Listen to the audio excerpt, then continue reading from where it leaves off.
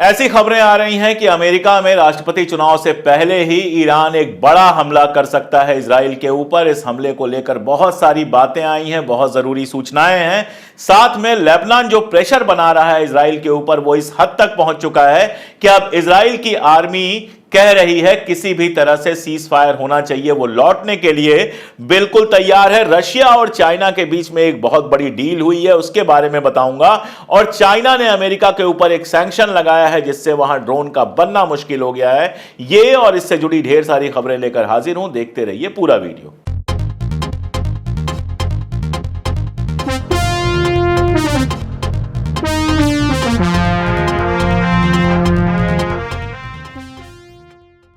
नमस्कार, मैं अशोक कुमार पांडे, स्वागत है आपका टीसीएच पर और हाजिर हूं इजराइल, फलस्तीन, लेबनान, ईरान और इसके बहाने सारी दुनिया की खबरें लेकर।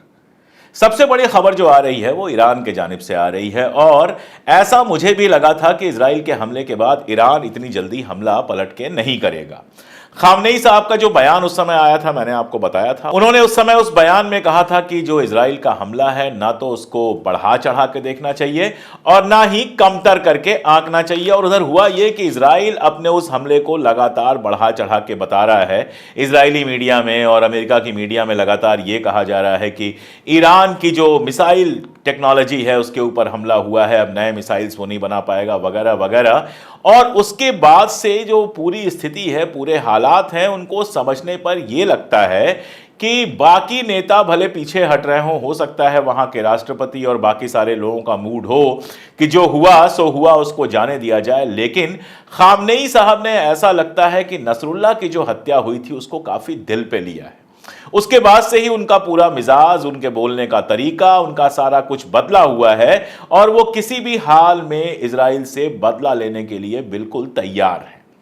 बीच में खबर चलाई गई, आप सोचिए, यूरोपीय मीडिया द्वारा और इजरायली मीडिया द्वारा खबर चलाई गई कि खामनेई साहब बहुत बीमार हैं, किसी भी दिन मर सकते हैं, वगैरह वगैरह। ये अलग बात है कि उसके तुरंत बाद उनके वीडियोज आए जिसमें वहां के लोगों से वो मिल रहे थे, उनके लगातार ट्वीट्स आ रहे हैं। खैर, ट्वीट तो कोई भी कर सकता है, लेकिन वीडियोज आ रहे हैं और ये खबर बिल्कुल गलत साबित हुई कि खामनेई साहब बीमार हैं या ऐसी हालत में हैं कि कभी भी उनकी डेथ हो सकती है। जिस उम्र में खामनेई है, ठीक है, ये सब कोई बहुत बड़ी बात नहीं है, ना तो बीमार पड़ना बड़ी बात है, ना मर बड़ी बात है, लेकिन यह खबर गलत तरीके से फैलाई गई थी और शायद इसीलिए फैलाई गई थी ताकि ईरान में डिसइंफॉर्मेशन फैलाकर ईरान को कमजोर किया जा सके, ईरान के जो अलाइज हैं उनको कमजोर किया जा सके। लेकिन अभी जो खबरें आ रही हैं वो खबरें इस तरफ साफ इशारा कर रही हैं कि खामनेई ने बाकायदा ईरान से कहा है, बल्कि ईरान को तैयार इस बात के लिए किया है कि ईरान अमेरिकी इलेक्शन से पहले भी इजराइल के ऊपर हमला कर सकता है। और इस हमले की जो पूरी बात आ रही है उसमें एक बात बहुत ज्यादा इंपॉर्टेंट है, वो ये है, पहले ईरान ने बिल्कुल साफ किया कि उसके ऊपर जो हमला हुआ है वो इराकी बेसिस से हुआ है, इराक में जो अमेरिकन बेसेस हैं वहां से हमला हुआ है। और अब बदला भी वैसे ही लेने के लिए ईरान का यह कहना है कि उन्हीं बेसिस से इजराइल के ऊपर हमला होगा। यह एक बड़ी खबर है और पहले मुझे लगा था कि हो सकता है ऐसे ही यह खबर चल रही हो, लेकिन अभी चाहे वो इजराइल के अखबार हो, चाहे अमेरिकन अखबार हो, चाहे फिर अखबार ईरान के हो, हर जगह यह खबर है। और इस खबर को बल तब और मिलता है जब राइटर्स ये सूचना देता है, राइटर्स ये बताता है कि ईरान की जो हमला करने की प्लानिंग है वो इतनी पक्की है कि इसके डर से पेट्रोल के दाम पहले से बढ़ने शुरू हो गए हैं। $1 पर बैरल कीमत पहले ही बढ़ चुकी है और आगे और बढ़ने की उम्मीद है। कई बार लोग हमसे कहते हैं कि आप ईरान की बात क्यों करते हैं, हिंदुस्तान की बात कीजिए। पूरी दुनिया जब ग्लोबल विलेज बनी हुई है तो सबका असर सब जगह पड़ेगा। अगर वहां पेट्रोल महंगा हो रहा है, अगर ईरान हमला करता है और जंग बड़ी होती है, पेट्रोल महंगा हो रहा है, तो हमारे देश में इसका कितना असर पड़ेगा अभी आप सोच भी नहीं पा रहे हैं। तो एक खबर तो यह लग रहा है बिल्कुल कि ईरान बहुत संभव है कि 5 तारीख से पहले अमेरिका में जो इलेक्शन होने वाला है उसके पहले हमला करे। अगर यह हमला करता है तो यह बड़ी खबर होगी और खाड़ी के अंदर जंग रोकने की जो कोशिशें चल रही हैं वो कोशिशें नाकामयाब होती दिखाई देंगी। वैसे वो कोशिशें नाकामयाब होती पहले से दिखाई दे रही हैं। मैंने आपको बहुत डिटेल में बताया था कि सीज फायर के बहाने इजराइल चाहता है कि जो चीजें वो जंग के मैदान में हासिल नहीं कर सका वो चीजें टेबल पर हासिल कर ले, और इसके लिए वो सीरिया के अंदर और लेबनान के अंदर एक तो शिया सुन्नी की लड़ाई कराना चाहता है, दूसरा मुसलमान और क्रिश्चियन के बीच की लड़ाई कराना चाहता है, और वहां के नेताओं को पैसे देकर खरीदना भड़काना ये सब चालू है। अमेरिका से जो 2 लोग आए थे जिनके बारे में मैंने आपको बहुत डिटेल से बताया था, जिसमें एक जनाब तो इजराइल की पैदाइश है, इजराइल में पैदा हुए हैं और यहां से अमेरिका गए थे, उनकी कोशिश भी यही है कि इस तरह का कोई सीज फायर हो जाए जिसमें इजराइल बैठे बिठाए टेबल पर वो सब हासिल कर ले जो वो जंग में हासिल नहीं कर पा रहा है। अब मजेदार बात यह है कि जंग में लगातार उसका बुरा हाल है। कल का दिन इजराइल के लिए बेहद बुरा गुजरा है। हम तो यहां पे दिवाली मना रहे थे, लेकिन ऐसा लगता है कि लेबनान ने अपनी जो दिवाली है वो इजराइल के अंदर मनाने की प्लानिंग की थी। ये पहली बार हुआ है कि 7 लोग मारे गए हैं, और ये आर्मी के लोग नहीं हैं, ये 7 लोग हैं जो फार्म पे काम कर रहे थे, वो मारे गए हैं लेबनान के हमले में। लेबनान ने पहले ही वहां जो नागरिक है उनको जगह खाली करने के लिए कहा था। ज्यादातर लोग नॉर्थ के छोड़ के जा चुके हैं, लेकिन अभी भी नॉर्थ चूंकि फार्मिंग का इलाका है, वहां खेती होती है और उस पर इजराइल बहुत ज्यादा डिपेंडेंट है, तो बहुत सारे मजदूरों को अभी भी वहां रखा गया था। उसमें से 7 लोग मारे गए हैं। अब शहरियों का मरना कहीं से ठीक नहीं है, चाहे वो गजा में मरे, चाहे लेबनान में मरे, चाहे इजराइल में मरे। लेकिन इजराइल जो कुछ कर रहा है, जिस तरह बेरूत पर लगातार बमबारी कर रहा है, जिस तरह लेबनान में लगातार बमबारी करके लोगों को मार रहा है, मैंने पहले भी कहा था कि अगर यह हरकतें उसने नहीं रोकी तो कल इसका जो अंजाम है वो उसके शहरियों को भुगतना पड़ सकता है। और वही बात हुई जब लेबनान के हमले में 7 लोग मारे गए। ये तो 7 लोग मारे गए। इसके अलावा जो इजरायली फोर्स है, आईडीएफ है, उसके 3 बेसिस पर निशाना लगा के हमला किया है लेबनान में, जिसमें काफी लोगों के मारे जाने की खबर है। और खबर यह है कि कम से कम 3 एयरक्राफ्ट्स को रिट्रीट करना पड़ा, पीछे हटना पड़ा लेबनान के हमलों के आगे। अब आप सोचिए, जेरूसलम पोस्ट बता रहा है कि 5 लोग मारे गए, टीओआई बता रहा है कि 7, टीओआई मतलब टाइम्स ऑफ इजराइल बता रहा है कि 7 लोग मारे गए। अब एग्जैक्टली कितने लोग मारे गए ये तो आप जानते हैं, इजराइल की तरफ से कभी पता नहीं चलने वाला है। उसकी आर्मी को पीछे हटना पड़ा, उसके एयरक्राफ्ट को पीछे हटना पड़ा, 3 उसके जो आर्मी बेसेस थे उसको बुरी तरह से नुकसान हुआ। और जब से जंग शुरू हुई है तब से अब तक का कोई हिसाब अगर लगाएं तो 1000 से ज्यादा इजरायली आर्मी के लोग मारे जा चुके हैं और 42 से ज्यादा मरकावा टैंक उड़ाए जा चुके हैं। यह बड़ा नुकसान है। इस नुकसान का नतीजा यह है कि पहली बार यह खबर आई है, और यह खबर भी इजराइल के अखबारों में आई है, कि अब इजराइल की जो आर्मी है वो प्रेशर बना रही है गैलेंट के ऊपर और बेंजामिन नेतन्याहू के ऊपर कि कैसे भी जंग खत्म करो। जो न्यूज की हेडिंग है उसमें लिखा हुआ है एनी सीज फायर डील, गजा में भी और लेबनान में भी। और उस खबर को जब आप गौर से पढ़ते हैं तो उसमें लिखा हुआ है कि जो रोज सैनिक मारे जा रहे हैं उसके चलते इजराइल की फोर्स में फ्रस्ट्रेशन है, वो परेशान है, और इसीलिए किसी भी तरह की सीज फायर डील जल्दी से जल्दी की जाए। इजराइल के एक एक्स प्रधानमंत्री हैं, उनका नाम है एहुद ऑलमेट। एहुद ऑलमेट का कल एक टीवी पर इंटरव्यू आ रहा था, और उस इंटरव्यू में उन्होंने एक बात कही जो बात हम लंबे समय से कह रहे हैं कि इजराइल का दुश्मन हमास नहीं है, इजराइल का दुश्मन लेबनान भी नहीं है और ईरान भी नहीं है। इजराइल का असल दुश्मन नेतन्याहू है, और वो पागलपन है जो वहां के लोगों के दिमाग में नेतन्याहू ने भरा है। यही बात हम हिंदुस्तान के लिए भी कहते हैं कि हिंदुस्तान के सबसे बड़े दुश्मन वही लोग हैं जो हिंदुस्तान में मजहबी नफरत भर रहे हैं। चाहे आप पाकिस्तान से देख रहे हो या बांग्लादेश से देख रहे हो या दुनिया के किसी कोने से देख रहे हो, आपके देश का सबसे बड़ा दुश्मन वही है जो आपके देश में मजहबी उन्माद भरता है, जो आपके देश में मजहबी पागलपन भरता है। एक बार जब मजहबी पागलपन भर जाता है तो उस मुल्क का बर्बाद होना बिल्कुल तय हो जाता है। इजराइल के बारे में आप जान रहे हैं, मैंने पहले भी बताया है, उसकी इकॉनमी की हालत यह है कि आज बाकायदा यह बयान आया कि जो बजट हम पेश करने जा रहे हैं ऑस्टेरिटी मेजर्स होंगे। ऑस्टेरिटी मेजर्स का बहुत सीधा मतलब यह होता है कि जो खर्चे जनता के ऊपर किए जा रहे थे, जो जनता को इमदाद उपलब्ध कराई जा रही थी या फिर सुविधाएं दिलाई जा रही थी, वो सारी की सारी काट दी जाएंगी। वो सारा पैसा जंग में लगेगा। 70% से ज्यादा खर्च जंग का अमेरिका उठा रहा है। उसके बाद यह हालत है कि इकॉनमी लगातार खत्म होती जा रही है इजराइल की। और ऐसे में जब एहुद आलमर्ट ये बात कहते हैं कि इजराइल का सबसे बड़ा दुश्मन अगर कोई है तो वो सिर्फ और सिर्फ नेतन्याहू है और उसकी पार्टी है जो लोगों के बीच में मजहबी उन्माद फैलाकर लोगों को पागल कर रही है, तो इसका मतलब यही है कि जो बात बार बार मैं लगातार कह रहा हूं कि इन जंगों को झेलने की हैसियत इजराइल की नहीं है कि वो 4 जंग 5 जंग एक साथ झेले और उसमें इजराइल पूरी तरह से तबाह हो रहा है। इजराइल जिस तरह से बना हुआ देश है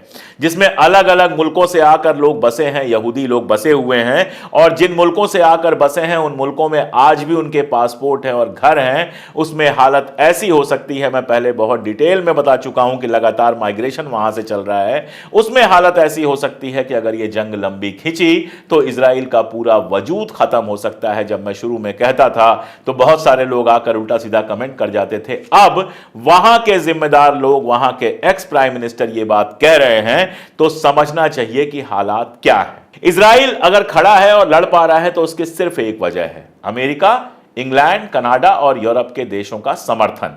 मैं आपको एक और घटना बताता हूं, कल परसों की घटना है। यूएन के अंदर एक वोटिंग चल रही थी। यह वोटिंग थी कि क्यूबा के ऊपर 36 साल से जो सैंक्शन लगाया हुआ है अमेरिका, वो सैंक्शन हटाया जाए।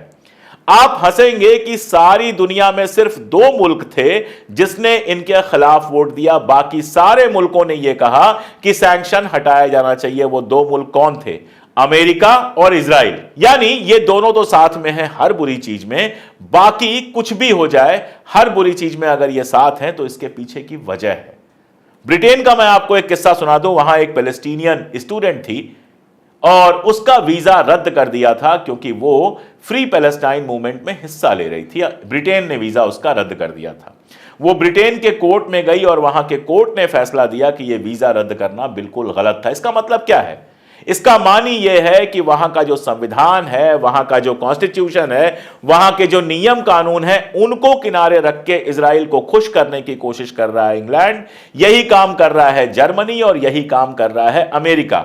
जर्मनी के मुतालिक मेरे पास एक बड़ी मजेदार खबर है। जर्मनी से एक जहाज भेजा गया जिसमें इजराइल के लिए हथियार और दूसरे साजो सामान थे। इस जहाज को किसी भी मुल्क ने अपने पोर्ट पर रुकने से इंकार कर दिया।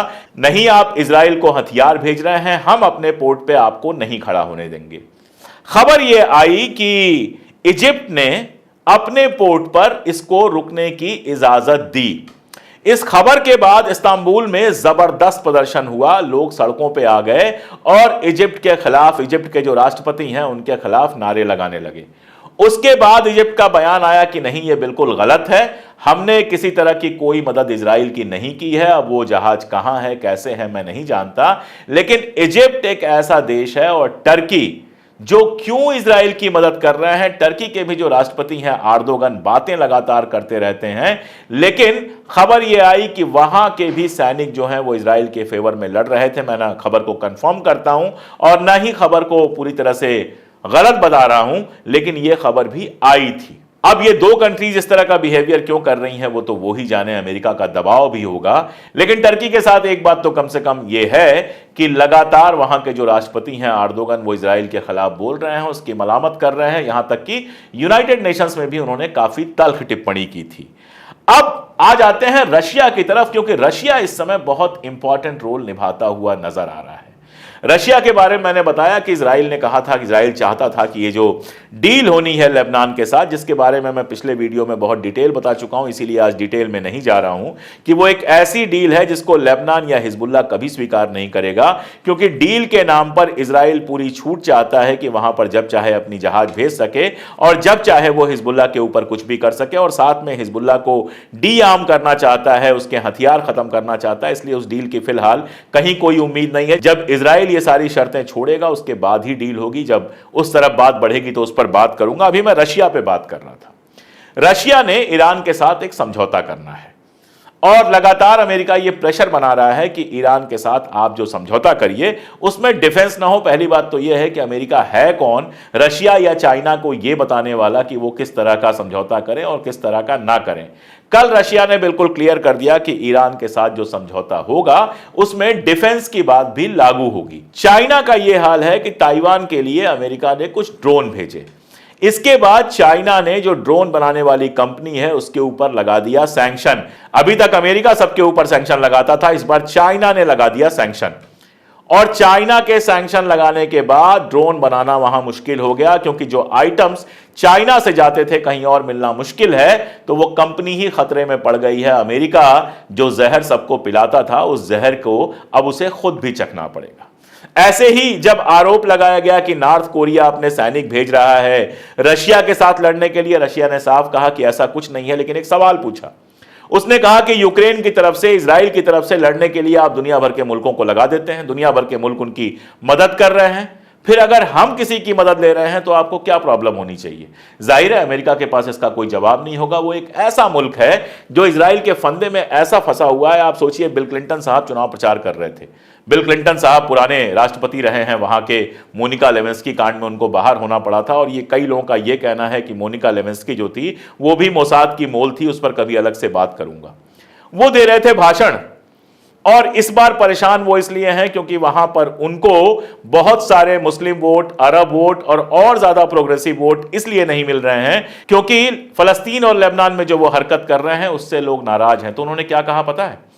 उन्होंने कहा कि हमास लोगों को ह्यूमन शील्ड की तरह यूज करता है, इसलिए आम लोगों को मारना पड़ रहा है। जिस दिन याह्या सिनवार मारा गया था उसी दिन यह बात पूरी तरह से गलत साबित हो गई थी, क्योंकि याह्या सिनवार जब मारा गया था वो कोई ह्यूमन शील्ड लेके नहीं चल रहा था, अपने हाथ में हथियार लेकर चल रहा था और सीधी लड़ाई में मारा गया था। यानी बिल क्लिंटन अमेरिका में बैठकर इजराइल को सही ठहरा रहे हैं चुनाव के समय, जबकि इससे चुनाव में उनका नुकसान हो रहा है। उनकी पार्टी यानी कमला हैरिस लगातार पीछे चल रही हैं। यह हालत है अमेरिका की। आप एक ऐसे मुल्क का समर्थन कर रहे हैं जो मुल्क लगातार धमकियों पे काम करता है। अली मुर्जा करके एक पत्रकार हैं, लेबनिस पत्रकार हैं, आप ट्विटर पे उनको फॉलो कर सकते हैं। वो लगातार वहां की खबरें अपडेट करते हैं।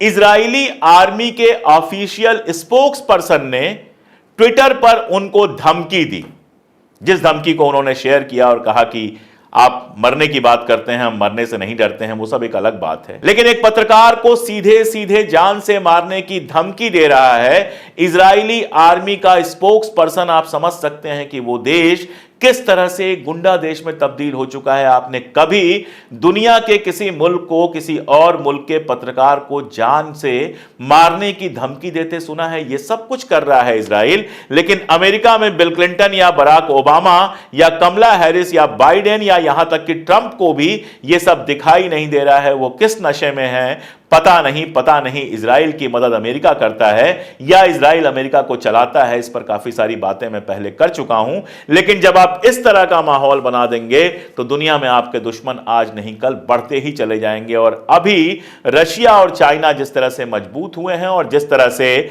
वो ईरान के साथ पूरी तरह से खड़े हैं, अभी जब UNRWA के ऊपर बैन लगाया गया तब भी रशिया ने कहा कि इजराइल ने ये जो किया है बिल्कुल गलत किया है, इसके चलते उसको UN से बाहर निकाल देना चाहिए।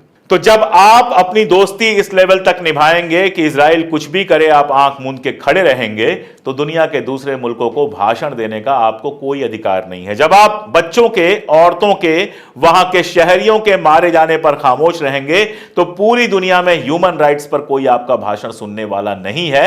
अमेरिका अपनी करनी के चलते ही दुनिया में धीरे धीरे किनारे पड़ता जा रहा है। और मैंने आपको बताया कि क्यूबा के सैंक्शन पर जो वोटिंग हुई उसमें वो किस कदर अकेला पड़ा कि उसके साथ सिर्फ और सिर्फ इजराइल खड़ा हुआ, दुनिया का कोई मुल्क खड़ा नहीं हुआ। तो ये खबरें हैं अभी तक की जो हाइलाइट्स थी, जो जरूरी खबरें थी। इंतजार इस बात का है कि ईरान जो लगातार कह रहा है हमला करेगा, क्या वो वाकई हमला करता है? अगर ईरान हमला करता है तो यह जंग बड़ी होगी। उधर लेबनान लगातार प्रेशर बनाए हुए है और हालात यहां तक पहुंचे हैं कि इजराइल की आर्मी कह रही है सीज फायर किया जाए। अब सीज फायर होता है तो किन शर्तों पे होता है, लेबनान कितना आगे बढ़ता है, ये सारी चीजें जैसे जैसे आगे आएंगी डिटेल्स में मैं आपके साथ शेयर करता रहूंगा। जुड़े रहिए मेरे साथ। और अगर आपको लगता है कि इस चैनल पर आपको इजराइल, फलस्तीन, मिडिल ईस्ट और दुनिया के मुताल्लिक जरूरी और सही खबरें मिलती हैं तो इन खबरों को दूर तक पहुंचाइए, अपने दोस्तों को भेजिए, अपने रिश्तेदारों को भेजिए, उन लोगों को भेजिए जो गोदी मीडिया के शिकार हैं, क्योंकि सच का दूर तक पहुंचना बहुत जरूरी है। और मेरे पास आपके अलावा और कोई नहीं है जिससे मैं इस पर कोई मदद मांगूं। बहुत शुक्रिया।